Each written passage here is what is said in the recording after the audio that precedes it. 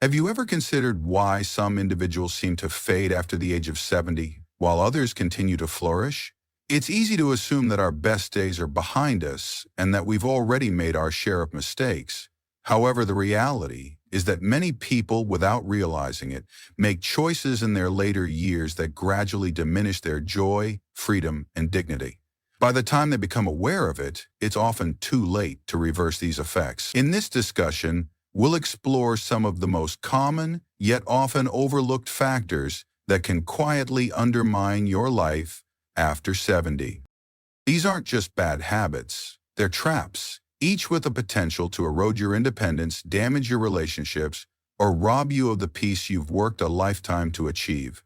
We'll delve into why these behaviors are so detrimental, what they look like in everyday life, and how to recognize if they're starting to creep into your own routine. More importantly, you'll discover what steps you can take to safeguard yourself from them, ensuring that you make the most of the years you have ahead. Stay with me until the end, because the last few points may surprise you. They're not what most people typically consider, but they can silently inflict the most harm if left unchecked. Understanding them now could make all the difference. One of the quickest ways to lose your independence after 70 is by neglecting your physical health.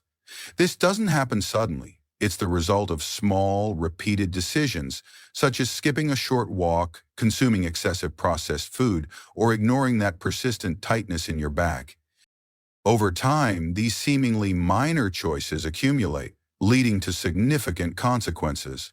Your legs weaken, your balance deteriorates, and eventually, even simple tasks like climbing stairs or getting out of bed become challenging. While it's true that the body naturally slows down with age, this doesn't mean we should simply surrender to that decline. Many older adults mistakenly believe that aches and fatigue are an inevitable part of aging. While some changes are indeed natural, much of what we attribute to aging is actually the result of disuse. Muscles and joints that aren't used begin to stiffen, and the more time spent sitting, the more difficult it becomes to stand. Before long, the body forgets how to support itself. I recall a man named Arthur, 78 years old, who was once full of vitality. He loved fishing, spent every Saturday working on his car, and even danced with his wife in the kitchen. However, after a minor surgery, he became less active. He told himself he was just recovering, but months passed, and his strength continued to decline. It wasn't the surgery that took away his freedom, it was his inactivity. When he finally attempted to become active again, even a short walk around the block felt like a monumental task. But it doesn't have to be this way. Incorporating a short daily walk, some morning stretches, or even standing while watching television can make a significant difference. The key is consistency, not intensity. Your body doesn't demand perfection, it simply needs movement. By choosing to stay physically active, even in small ways, you're choosing to maintain your independence, your confidence, and your ability to live life on your own terms. And remember, when you take care of your body, you're not just preventing weakness, you're affirming to yourself and the world that you still matter and have things to accomplish. Losing your physical health is one thing, but losing your connection with people can erode your spirit even faster than any illness. After 70, it's easy to start withdrawing. Friends move away, some pass on, your daily routines change, and before you know it, entire weeks go by without a meaningful conversation. What many people don't realize is that loneliness isn't just unpleasant, it's actually dangerous. Studies have shown that social isolation in older adults is linked to a range of health problems, from heart disease to cognitive decline. Like the body, the brain needs stimulation, and when you don't exercise your social muscles, chatting, laughing, listening, they weaken as well. Conversations sharpen your mind, remind you of who you are, and add rhythm and color to your days. Without them, time feels heavier, slower, and more hollow. I once knew a woman named Eleanor. She was 81, lived alone after her husband passed, and didn't have any family nearby. She was incredibly sharp, but gradually began to retreat into her home. "I just don't feel like going out anymore," she would say. First, she stopped attending her book club, then her church group, and eventually she even stopped answering the phone. Within a year, Eleanor went from witty and alert to withdrawn and disoriented. Her brain hadn't failed her, her world had simply become too quiet. Rebuilding or maintaining a social life after 70 requires effort, but it's an effort worth making. Call an old friend, join a community group, say hello to your neighbor, even if you're unsure of what to talk about. It's not about having a packed schedule, it's about staying connected to your fellow human beings. Being around people reminds you that you belong, that you're still a part of the world, and that you're more than just your age. So, if your phone hasn't rung in a while, don't wait for someone else to make the first move. Reach out and let someone know you're thinking of them, because staying socially connected isn't just a pleasant extra. It's a form of medicine, one that could add years to your life and life to your years. There's a certain heaviness that comes with carrying the past into your later years. Grudges, old arguments, bitterness that was never fully expressed, but always simmering beneath the surface. Some people believe they've moved on simply because they no longer talk about these things, but the truth is that resentment has a way of settling deep within, becoming ingrained in our very being. And after 70, when time becomes even more precious, that weight can quietly erode your joy, your relationships, and your peace. Resentment doesn't just affect your mood, it shapes your entire perspective. It makes you suspicious of kindness, keeps your guard up when you should be letting others in, and casts a shadow over even the brightest moments, preventing them from fully blossoming. You begin to assume that people are destined to disappoint you, that no one truly understands you, and that nothing can ever be truly set right. The saddest part is that it's often not the other person who suffers the most. It's you. I once sat across from a man named Samuel, 84 years old, who had 4 grown children. He hadn't spoken to his eldest son in 12 years. "He wasn't there for me when I needed him," Samuel said, "and I'm not the one who needs to apologize." But as we talked, it became clear that Samuel wasn't protecting his pride, he was shielding his pain. And that pain was isolating him from the very people who still cared about him. He confessed, with tears in his eyes, that he wasn't even sure what he was still angry about, only that the silence between them had grown louder and more significant than the original issue. Forgiveness isn't always about condoning what happened. It's about making the conscious choice to release the pain, allowing yourself to move forward. It's about freeing yourself, not necessarily the other person. And at this stage of life, peace is not something you can afford to postpone. The clock continues to tick, regardless of whether we choose to forgive or not. It's far better to use your remaining time building cherished memories than reliving past wounds. If you're holding on to something or someone, ask yourself this: is this helping me, or is it holding me back? You don't have to forget what happened, but you do deserve to feel free. And letting go, even just a little, can create space in your heart for better things: connection, understanding, and perhaps even healing. There's a quiet kind of pride that many older individuals possess, and while it stems from strength and self-reliance, it can gradually become a trap. After 70, refusing to ask for help isn't simply stubbornness, it can be downright dangerous.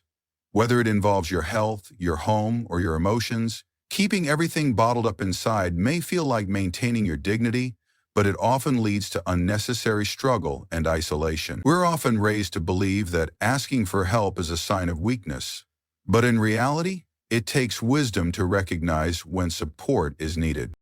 Pride can whisper, "You've managed on your own for this long, don't start relying on others now." But that voice often originates from fear. Fear of appearing vulnerable, of being a burden, of admitting that things are changing. However, refusing help doesn't make you strong. It simply makes the consequences more severe when they inevitably arise. Consider the case of Harold, 76, who lived alone after his wife passed away. He began having difficulty with the stairs in his house, but didn't want to trouble anyone. One day he slipped and fell, fracturing his hip. When his daughter asked why he hadn't said anything, his answer was simple: "I didn't want to be a problem." What he failed to realize was that the people who love us don't see us as problems. They see us as family. And asking for help isn't a burden. It's an invitation to stay connected. Help can take many forms: physical, emotional, even practical. Perhaps it involves having someone check your medications, fix a loose railing, or simply sit and listen when you need to talk. Every time you ask for help, you're not giving something up. You're giving others the opportunity to show they care. Furthermore, when you ask for help, you're modeling strength, not weakness. You demonstrate to others, especially younger generations, that it's okay to be human, that life isn't meant to be navigated alone, and that interdependence is just as noble as independence.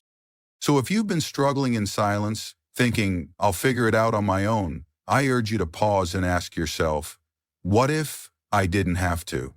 What if receiving support was considered a vital part of living well rather than a sign of defeat? Because the truth is that accepting help when you need it doesn't diminish your dignity. It protects it. As we get older, it's common for the number of prescriptions we take to increase. Blood pressure medication, cholesterol medication, sleep aids, pain relievers, and so on. However, relying too heavily on medication to address every discomfort can quietly create its own set of problems. Many older adults begin taking pills as if they were candy, often without questioning their true purpose, whether they're still necessary, or how they might interact with each other. This silent routine can gradually erode your mental clarity, your energy levels, and your overall quality of life. Now, let me be clear. Medicine can be life-saving, but it can also mask the underlying causes of symptoms, creating a false sense of stability while your actual health deteriorates behind the scenes. Feeling tired? There's a pill for that. Trouble sleeping? Another pill.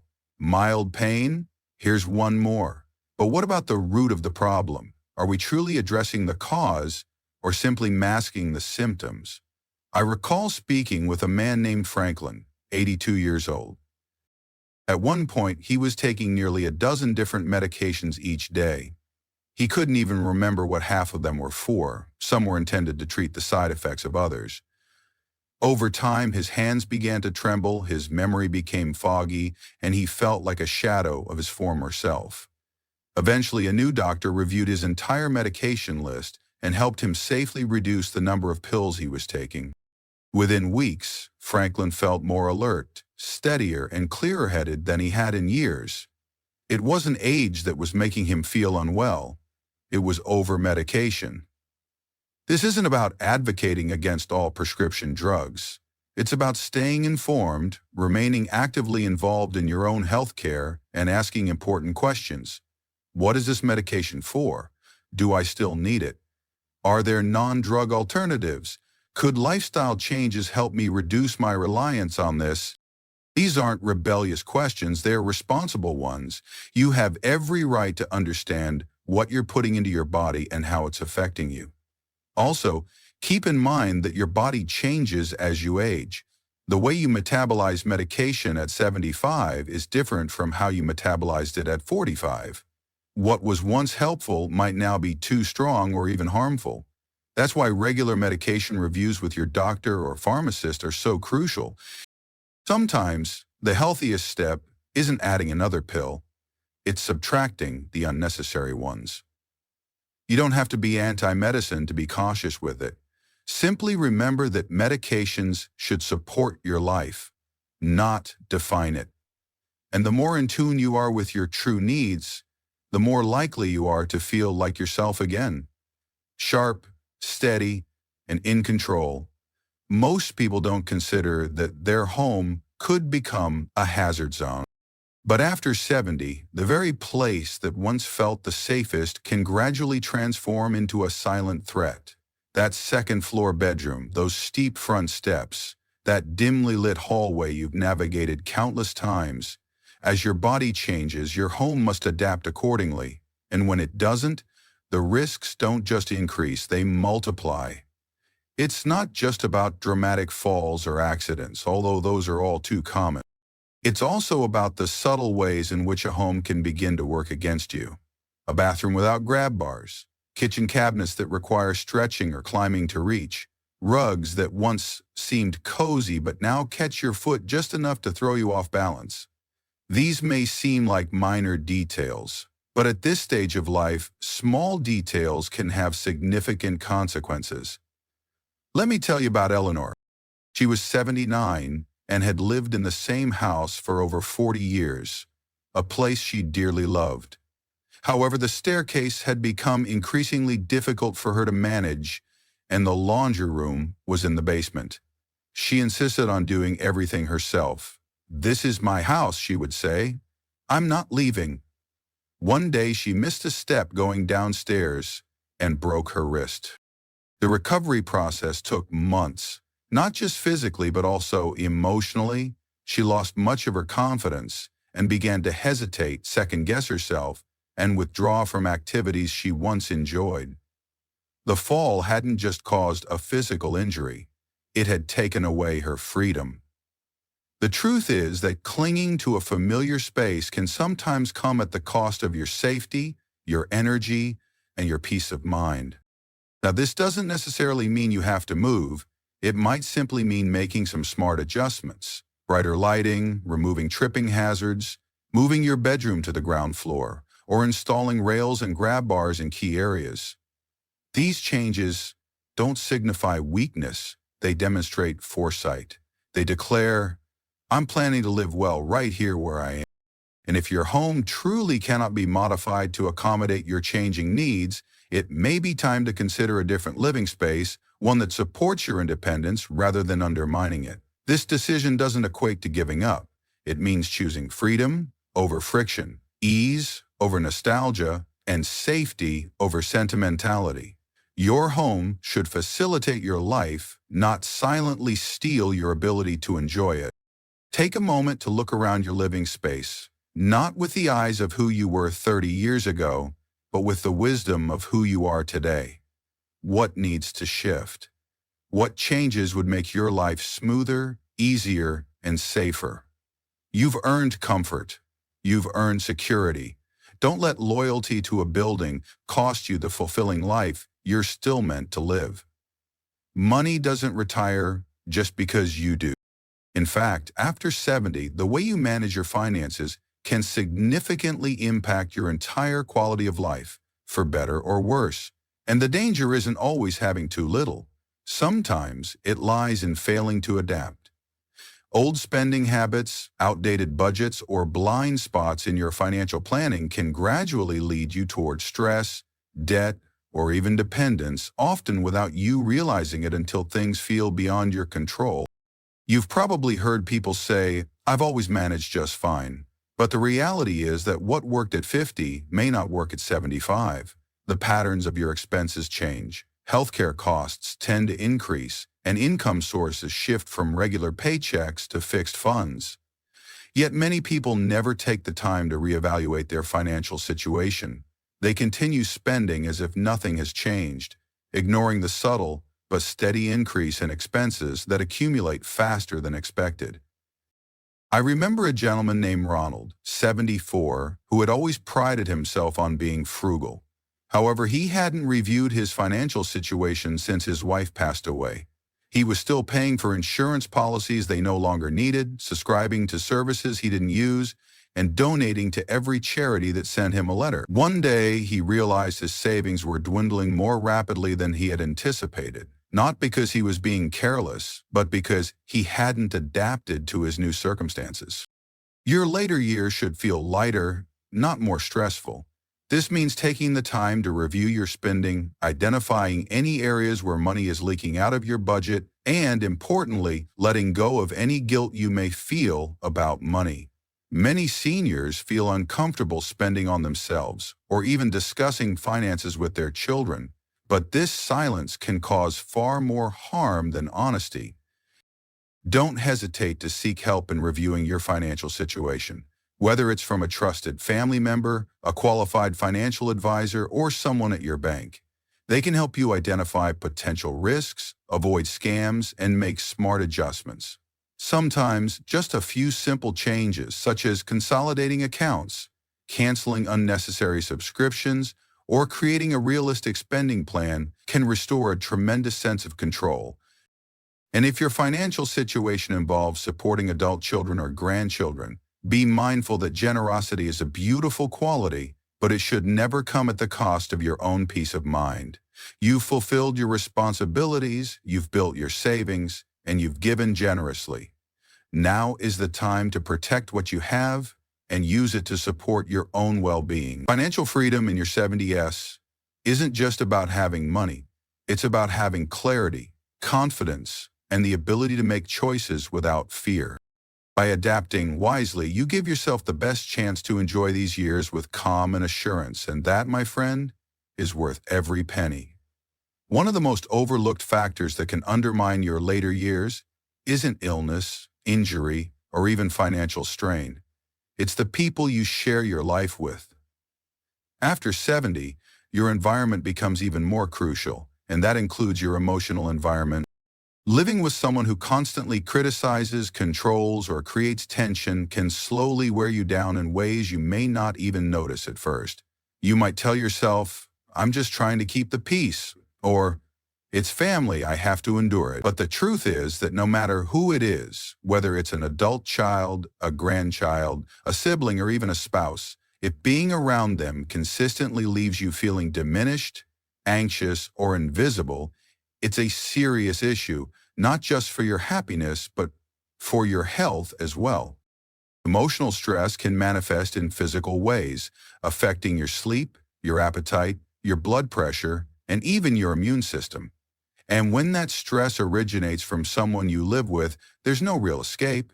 It becomes a constant, low-level hum in the background of your life.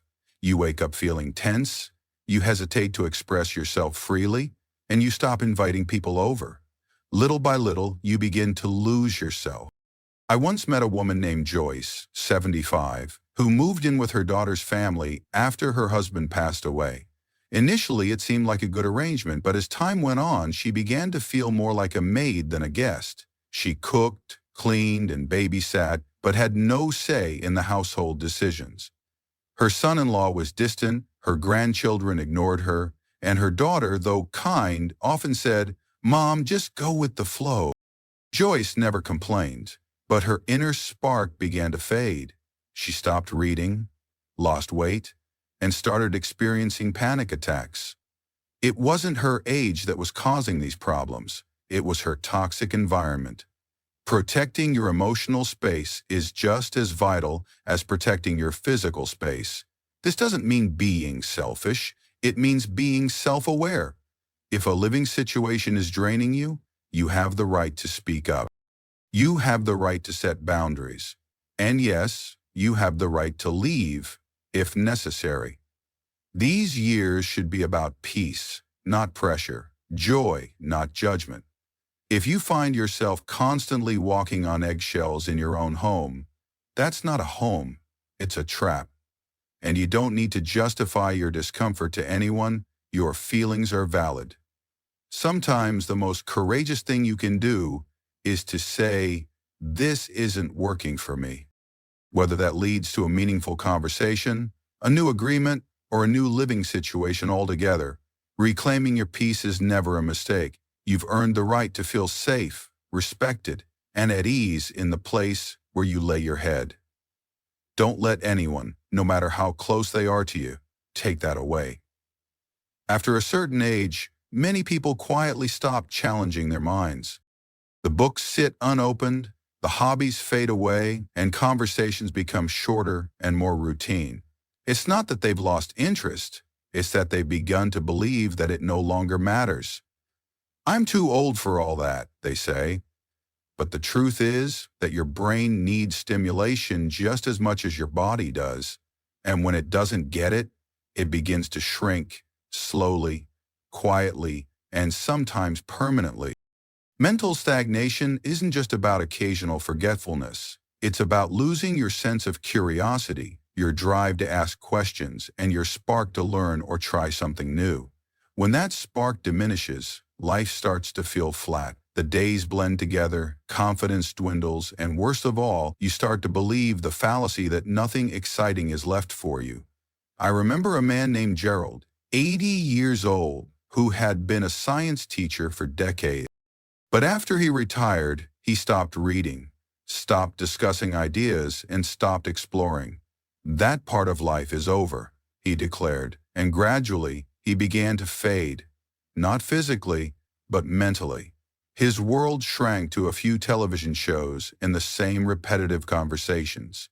Yet, when someone gave him a book about astronomy one day, something within him ignited. "I used to love this stuff," he whispered. Within weeks, he had joined a small online discussion group and started writing again, not because someone told him to, but because the door to that part of himself had always been open. He had simply forgotten it was there. Learning doesn't have to involve formal study. It can be as simple as watching a thought-provoking documentary, trying a new recipe, working on a crossword puzzle, or asking your grandson to show you how to use a new app. The goal isn't to become an expert, it's to stay engaged and curious. Every new thing you try is like a breath of fresh air for your brain. And don't let technology intimidate you. Many seniors avoid new tools out of fear that they'll mess things up. But there's no shame in being a beginner at something. In fact, embracing the role of a beginner again is one of the healthiest mental exercises there is.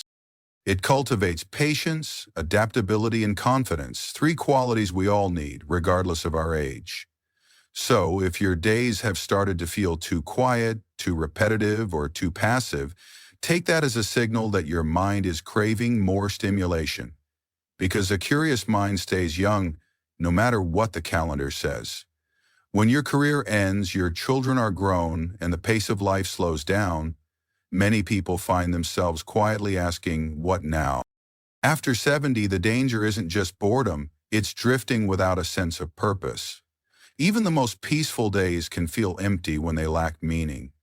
The hours pass, but they don't feel fully lived, and that emptiness can gradually erode your spirit.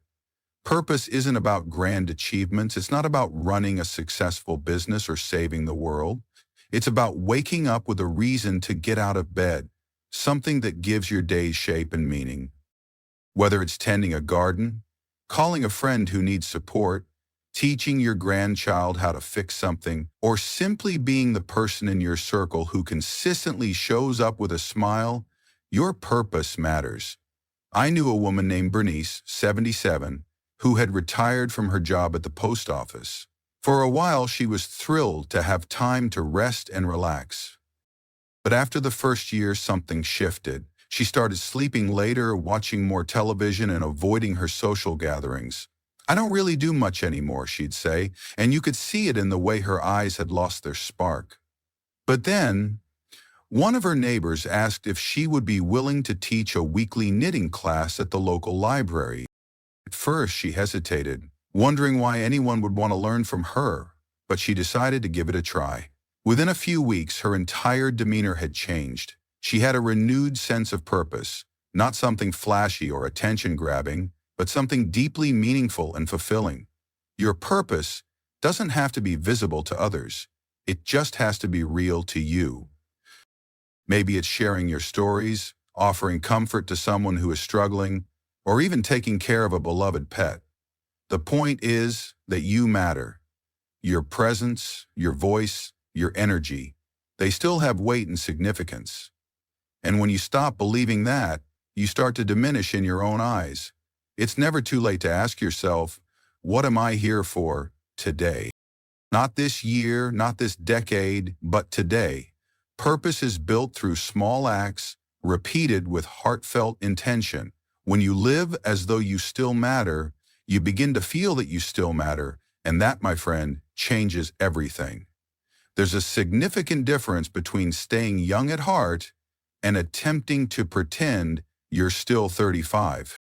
After 70, some people fall into the trap of chasing youth. They spend excessive time, money, and energy trying to look younger, act younger, or avoid anything that reminds them of their age. And while taking some pride in your appearance is certainly a positive thing, constantly fighting against the natural progression of time can quietly drain your joy, your self-worth, and your inner peace. The pursuit of staying young at all costs often leads to unhealthy comparisons. You start measuring yourself against who you used to be or against others who seem to be aging better. This mindset turns every wrinkle into a personal failure, every ache into a flaw, and every gray hair into something to be concealed. It's an exhausting battle, and it's a battle you can never truly win because no matter how hard you try, the clock keeps ticking. And if your happiness is contingent on remaining the same, you'll never feel like you're enough. I knew a man named Dennis, 73, who spent a fortune on anti-aging treatments, hair dyes, expensive skin creams, and even experimental injections. He claimed it made him feel in control, but the truth was that he was terrified of being perceived as old. And because of that fear, he avoided socializing with people his age, skipped events where he might feel too old, and gradually began to isolate himself. His world became smaller and smaller, not because of his age, but because of his desperate attempts to deny it. True aging, when embraced, can be a beautiful process. There's a certain calm, a quiet confidence, and a depth of character that only comes with the passage of time. The way you carry yourself, the stories you've lived, the wisdom reflected in your words, these are not things to be covered up. They're things to be shared and celebrated. Letting go of the relentless pursuit of youth doesn't mean abandoning yourself. It means allowing yourself to simply be. It means taking care of your body because you love it, not because you hate the way it's changing. It means dressing in a way that makes you feel good, not to impress someone who doesn't truly matter. It means choosing to view your years as a precious gift, not a burden to be resented. You don't have to chase the past to have a fulfilling life today. In fact, the more you make peace with where you are in your life's journey, the more open you become to experiencing genuine joy, love, and purpose. All the things that never age. For many people, the subject of death feels like a door best left closed. After 70, it's not unusual to avoid talking about it altogether, whether out of fear, discomfort, or the hope that by not speaking about it, you can somehow keep it at bay. But in reality, avoiding the topic of death doesn't protect you. It only leaves you and the people you love unprepared for one of life's most certain realities. When you shy away from discussing death, important decisions get delayed, wills remain unwritten, final wishes go unspoken, and emotional closure is never achieved. This kind of avoidance can create significant confusion, stress, and even conflict for your family, your caregivers, and sometimes for you. I once spoke with a woman named Carol, 82, whose husband had passed away suddenly. We had always avoided the topic. We thought we had more time, she shared.